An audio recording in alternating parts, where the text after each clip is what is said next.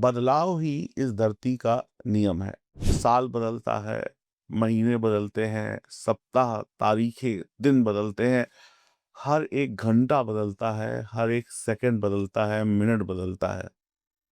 इस दुनिया में सब कुछ रुक सकता है, लेकिन वक़्त का बदलना कभी नहीं रुकता। मेष राशि वालों के जीवन में भी जो परेशानियाँ थी, जो दिक्कतें थी, जो वक़्त ने दी थी, वो वक़्त, वो समय अब बदलने वाला है, वक़्त का तख्ता पलट होने वाला है, वक़्त की सरकार जाने वाली है। किस वक़्त की? बुरे वक़्त की सरकार जाने वाली है। जो कल था वो आज नहीं होगा। रात की काली चादर सुबह की चाँदनी में ज़रूर बदलेगी। मेरा नाम है एस्ट्रोलॉजर सचित पंडित और मैं लेकर आया हूँ ये ख़ास वीडियो मेष राशि वालों के लिए।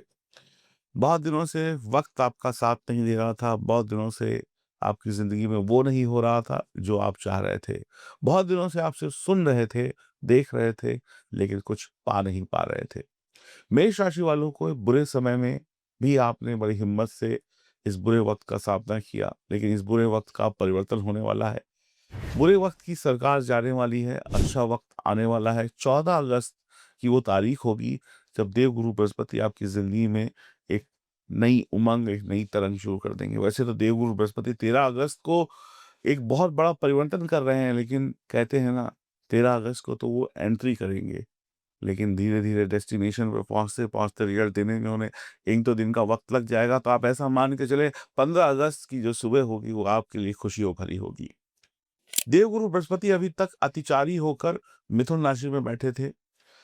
राहु के आर्द्रा नक्षत्र में बैठे थे, कुंडली आपके सामने है और राहु एक पापी ग्रह है, अत्याचारी ग्रह है, राहु एक बदमाश बच्चा है, राहु एक खतरनाक प्लैनेट है, चालाक है, अय्याश है, मक्कार है, जो भी कुछ कहना चाहें आप कह सकते हैं।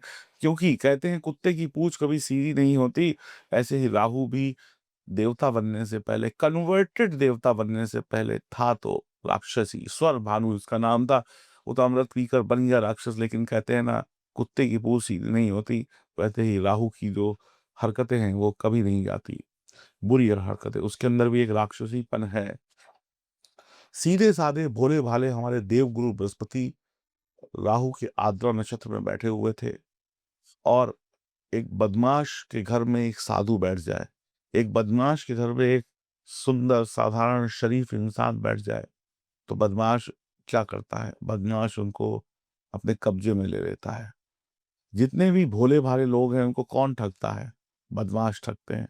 आपने सुना होगा कि किसी शरीफ के घर में बदमाशों ने कब्ज़ा कर लिया, किसी बदमाश ने किसी शरीफ इंसान को लूट लिया। तो ऐसे ही देवगुरु बृहस्पति की भी जो सारी पावर थी, जो शक्तियाँ थी, वो राहु ने लूट रखी थी क्योंकि देवगुरु बृहस्पति आर्द्रा नक्षत्र में, राहु के नक्षत्र में फँसे हुए थे।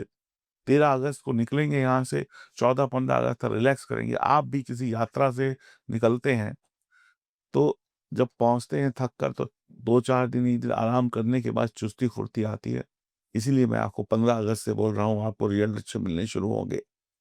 गुरु जो गज़ब के ग्रह हैं, जो देवताओं के ग्रह हैं, देवताओं के गुरु हैं, उनकी शक्तियों को राहु ने पकड़ रखा था। गुरु तीसरे भाव में मेष राशि वालों के लिए पराक्रम भाव में बैठे हैं, क्योंकि गुरु के हाथ-पैर राहु ने बाँध दिए, उनको एक कमरे में बंद कर दिया, काल कोठरी में बंद कर दिया है, इसलिए गुरु अच्छे रिज़ल्ट नहीं दे पा रहे थे।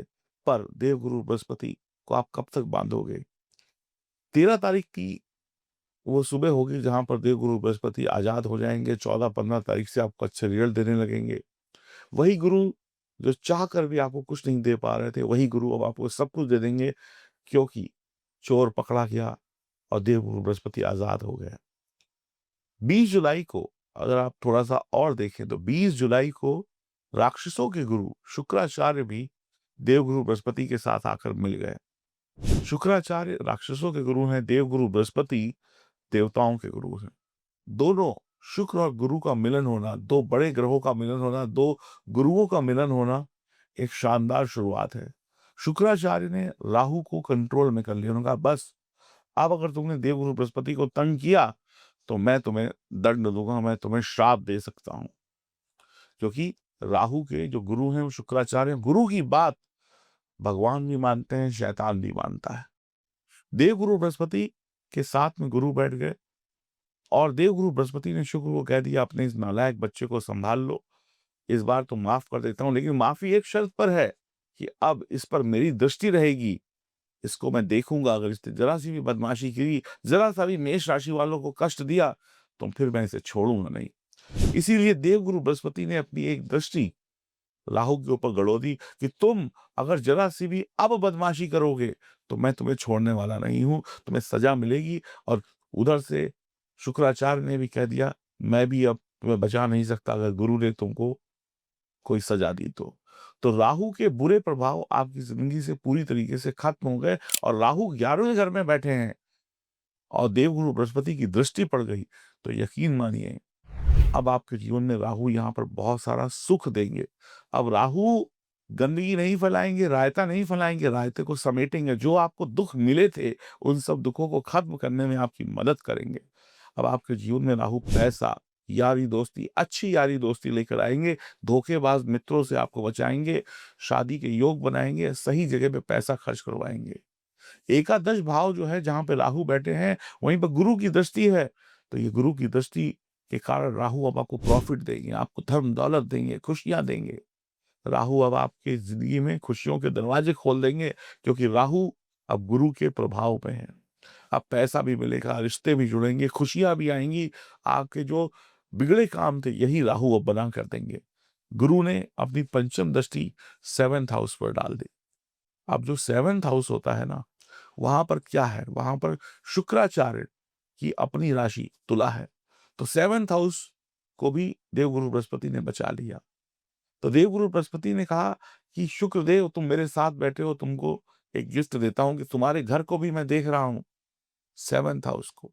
7th हाउस में शनि भी उच्च के होते हैं और 7th हाउस शुक्र का है, तुला राशि है। शुक्र की मूल त्रिकोण राशि है, तो 7th हाउस के अच्छे रिजल्ट मिलेंगे, यानी शादी-ब्याह के चांस बनेंगे। जो कुँवारे हैं, पति-पत्नी के बीच में कोई लड़ाई थी, वो लड़ाई खत्म होगी, परिवार की कलह-कलेश खत्म होगी, परिवार में जो चिक-चिक परेशानियाँ चल रही थी, वो खत्म होगी, पैसों की कमी दूर होगी, पति-पत्नी की पार्टनरशिप हो या फिर बिज़नेस पार्टनरशिप हो या बॉयफ्रेंड गर्लफ्रेंड की पार्टनरशिप हो, यानी कि जो रिश्ता है वो फलेगा-फूलेगा, उसके बीच में जितनी भी टेंशन्स हैं, वो टेंशन सब पूरी जड़ से खत्म हो जाएँगी। तो देवगुरु बृहस्पति ने राहु को भी सँभाल लिया और शुक्र के अपने घर को भी चमका दिया। यानी कि अब आपके शुभ विवाह के योग बनेंगे, शुभ पैसा आएगा, सक्सेस आपके पास आएगी। मेष राशि वालों की ज़िंदगी की तकलीफ़ें यहाँ से खत्म होनी शुरू हो गई। 15 अगस्त की वो तारीख होगी जब आप रिज़ल्ट महसूस करने लगेंगे। जब आपको लगेगा कि वाक़ई में 13 तारीख में गुरु ने अपने पुनर्वसु नक्षत्र में प्रवेश किया और 15 तारीख से रिज़ल्ट मिलने शुरू हो गए। आद्रा नक्षत्र को छोड़कर देवगुरु बृहस्पति अपने पुनर्वसु नक्षत्र में चले जाएँगे। तो यहीं से सरकार बदलेगी, यानी बुरी सरकार गई, अच्छी सरकार आ गई आपके जीवन में, खुशियाँ आ गई आपके जीवन में। अब आपके घर में खुशियों की ढोलक बजेगी, आपकी पार्टनरशिप बढ़िया रहेगी। 15 अगस्त की वो सुबह जब आप उठेंगे तो आप कहेंगे मेरी चीज़ें बनने लगी हैं। शादी के योग बन रहे हैं, घर की कलह-कलेश दूर हो रही, परेशानियाँ खत्म हो रही हैं, अच्छी सेहत हो रही है, व्यापार में परेशानी खत्म हो रही है। आपके पिता का भाग्य चमकेगा, आपके पिता का सपोर्ट आपको मिलेगा, पिता-पुत्र की आपस की जो क्लैशेज़ हैं, वो दूर होंगी, पैतृक संपत्ति के योग बनेंगे, पिता की सेहत बढ़िया होगी, पिता का भाग्योदय होगा। आप छोटे बच्चे हैं, आप कहेंगे अभी तो मेरे को क्या लेना-देना किसी चीज़ से, तो आपके पिताजी, माताजी जो भी अर्निंग मेंबर्स हैं, वो खूब कमाएँगी। नौकरी में सीनियर के साथ चली आ रही प्रॉब्लम सॉल्व हो जाएँगी, प्रॉब्लम दूर हो गई तो चेहरे पे मुस्कुराहट आ जाएगी। आपके ऑफ़िस में जो पॉलिटिक्स है, आपके जो शत्रु हैं वो दूर हो जाएँगे। वो बुरे दोस्त जो धोखाबाज थे, आपको ठग रहे थे, आपके पैसे पे ऐश कर रहे थे, वो सब खत्म हो जाएँगे। धन जिसको दिया था वापस आएगा। तीर्थ यात्रा के योग बनेंगे, आपकी ज़िंदगी में जो डर था वो डर खत्म हो जाएगा। अब आपकी इच्छा पूर्ति होने का समय है। और मज़े की बात मैं आपको बताऊँ, देवगुरु बृहस्पति भाग्य भाव के भी स्वामी हैं और 12वें घर के भी स्वामी हैं। भाग्य चमक गया, किस्मत चमक गई, अच्छे-अच्छे ट्रैवल्स होंगे जिन ट्रैवल में आपको प्रॉफ़िट ही प्रॉफ़िट होगा। भाग्य का चमकना, किस्मत का चमकना बहुत अच्छा होता है। जब भाग्य चमकता है तो मेहनत भी सफल होती है। देवगुरु बृहस्पति की राशि में ही शनिदेव भी बैठे हुए हैं। शनिदेव कोदंडी हैं और शुक्राचार्य उनके साथ बैठे हैं। राक्षसों के गुरु हैं शुक्र। तो शनिदेव भी कहाँ बैठे हैं? साढ़े साती कहाँ पे चला रहे हैं? 12वें घर से। और देवगुरु बृहस्पति की राशि है। तो देवगुरु बृहस्पति की राशि में बैठकर किसी को ये अधिकार नहीं है कि वो मेष राशि वालों को तंग कर सके।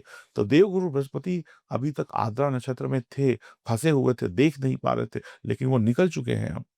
जब आप ये वीडियो देख रहे होंगे, तो निकल चुके होंगे, निकलने वाले होंगे 1 आध दिन में। उसके बाद गुरु की दृष्टि सब पर है।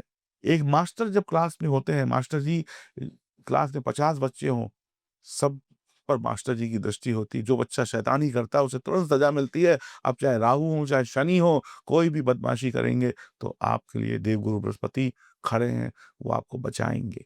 वो ज़रूर बचाएँगे, आपके भाग्य को चमकाएँगे, आपके पराक्रम को बढ़ाएँगे, आपकी ताकत को बढ़ाएँगे, आपके सोशल नेटवर्क को बढ़ाएँगे, आपके अच्छे दोस्त बनाएँगे, शादी कराएँगे, ब्याह कराएँगे, पैसा लाएँगे, घर की टेंशन खत्म होगी, माता-पिता कमाएँगे, ज़मीन जायदाद आएगी, प्रॉपर्टी बनेगी, ये सब कुछ बनेगा। घर की मुसीबतें खत्म होंगी।